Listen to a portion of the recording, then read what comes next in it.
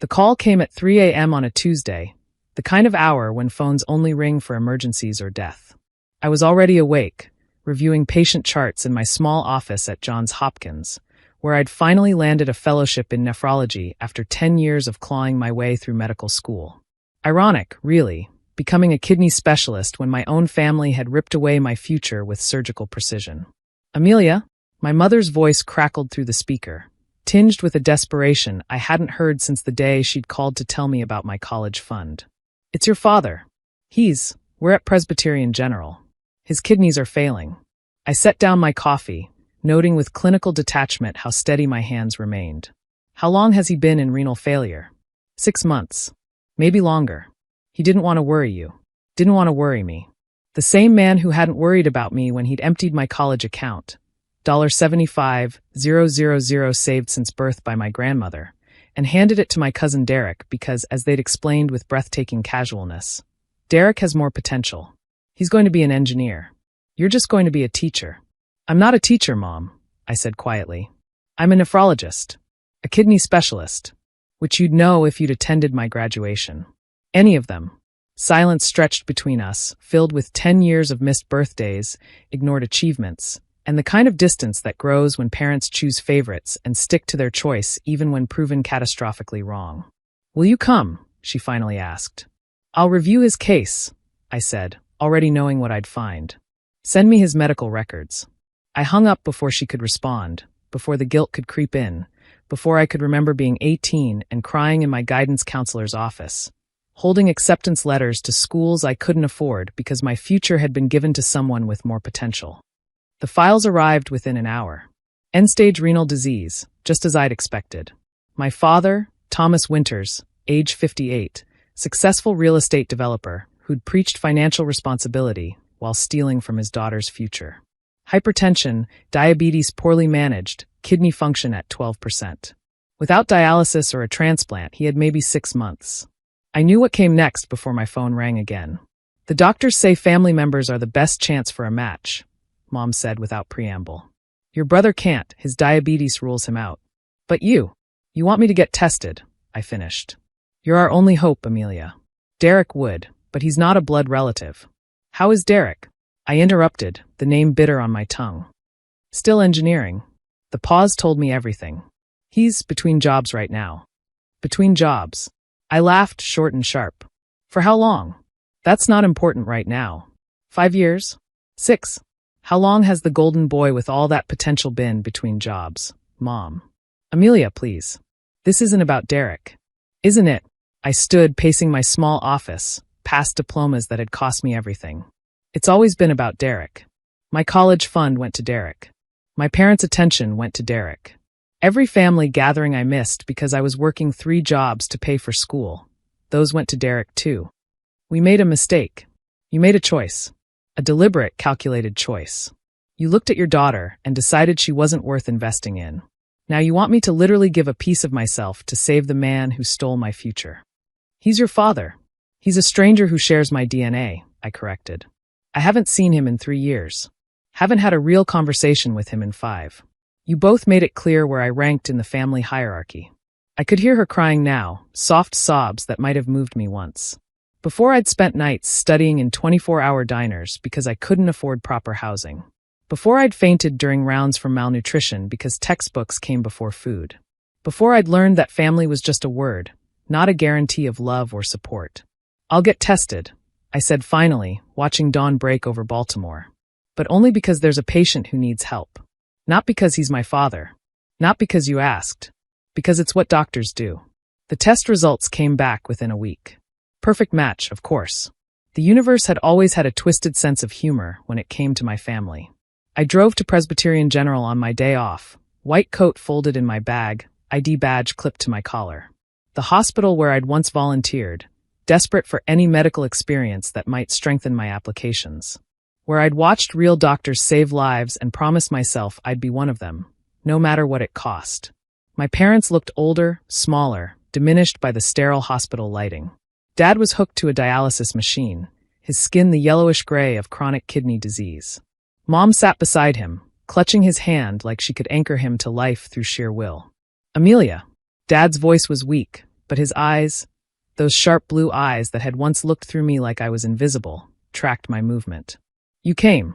Dr. Winters, I corrected, pulling up his chart on the tablet. I'm here as a physician consulting on your case. Amelia, please, Mom started. Your GFR is at 11%, I continued, scrolling through lab results. Creatinine at 5.8. You're barely producing urine. Without intervention, you're looking at complete renal failure within 3 to 4 months. The doctors explained, Dad said. They say a transplant is my best option. It's your only option, I clarified. Dialysis is keeping you alive, but it's not a long-term solution at your age with your comorbidities. And you're a match. His eyes searched mine, looking for something. Forgiveness, maybe, or the daughter he'd written off a decade ago. Perfect match, they said. I am. The silence stretched, heavy with unspoken history. Finally, Mom burst out. So you'll do it? You'll save him? I set down the tablet, meeting their eyes for the first time. Really looking at them. At the people who'd raised me for 18 years, then abandoned me the moment I became inconvenient. Tell me about Derek, I said instead. What happened to all that engineering potential? They exchanged glances. Mom spoke first. He struggled in school. The engineering program was harder than expected. He dropped out, Dad added quietly. Second year. And the $75,000? My college fund that was supposed to launch his brilliant career. More silence. More glances. Gone, Mom whispered. Tuition, living expenses, the car we bought him so he could commute. The car. I laughed, genuinely amused. I took 3 buses to get to my jobs. 2 hours each way. But Derek needed a car. You thought I didn't matter, I said simply. You looked at your daughter, who'd worked her ass off for a 4.0 GPA, who'd volunteered at hospitals and shadowed doctors and dreamed of medical school since she was 12, and you decided I wasn't worth investing in. Because Derek was a man. Because engineering seemed more impressive than teaching. Because you never bothered to ask what I actually wanted to be. We were wrong, Dad said, the words seemingly dragged from him. We see that now. Do you? I pulled out my phone, showing them photo after photo. This is me graduating summa cum laude from state school, where I worked 3 jobs to afford tuition. This is me getting into medical school. Not my first choice, because I couldn't afford to apply broadly. This is me at my residency match, internal medicine at Cleveland Clinic. This is my fellowship acceptance at Johns Hopkins. This is me being named chief fellow. This is my published research on kidney disease in underserved populations. Each photo was a milestone they'd missed, a moment where parents should have been proud, present, celebrating. Instead, I'd stood alone or with the found family of fellow struggling students who understood that sometimes biology doesn't guarantee love. This is what you missed, I continued. This is what you decided wasn't worth $75,000. This is what you thought had less potential than Derek's engineering degree that never materialized. We're proud of you, Mom said weakly. No. I shook my head. You're desperate. There's a difference. You're proud of what I can do for you now, not who I fought to become despite you. So you won't help? Dad's voice cracked. You'll let me die to prove a point? I'm not proving a point. I stood, gathering my things. I'm establishing boundaries. Something I should have done years ago. Amelia, please. I'll donate, I said, watching hope bloom on their faces. But not to you. The hope shattered. What? There's a 10-year-old girl in pediatric nephrology. Maria Gonzalez. Single mother, 2 other kids, works 3 jobs just like I did. Can't afford to miss work for dialysis appointments. She's been waiting for a kidney for 2 years. I pulled up Maria's photo on my phone. Bright eyes, gap-toothed smile, holding a teddy bear bigger than she was. She has potential. Real potential. The kind that deserves investment. But I'm your father, Dad whispered. And she's someone's daughter. Someone who won't give up on her, who won't trade her future for someone else's empty promises. I moved toward the door, then paused. You taught me something valuable 10 years ago. You taught me that family isn't about blood. It's about who shows up. You taught me that potential isn't about gender or career paths. It's about determination. And you taught me that sometimes the best thing you can do for someone is exactly what they did for you. Which is? Mom asked, tears streaming. Nothing. I met their eyes one last time. I'm giving my kidney to someone with more potential. Just like you gave my college fund to someone with more potential. Seems fair, doesn't it? I left them there, in that sterile room with its beeping machines and antiseptic smell.